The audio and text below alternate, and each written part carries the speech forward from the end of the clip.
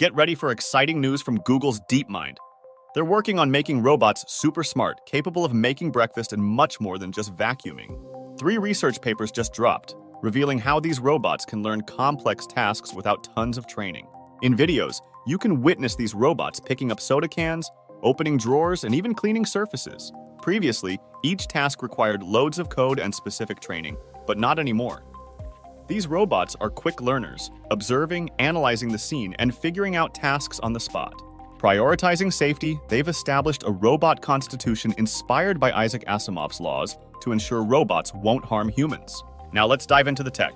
AutoRT acts as a coach, teaching multiple robots different tasks simultaneously, utilizing a visual language model to assess the world.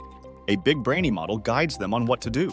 They trained 20 robots over 7 months to perform an impressive 6 mice x 50 tasks. Meet AutoRT, a system enabling robots to improve tasks based on real-world feedback, like learning and upgrading themselves. Lastly, a cool technique adds descriptions to training data, aiding robots in understanding tasks better.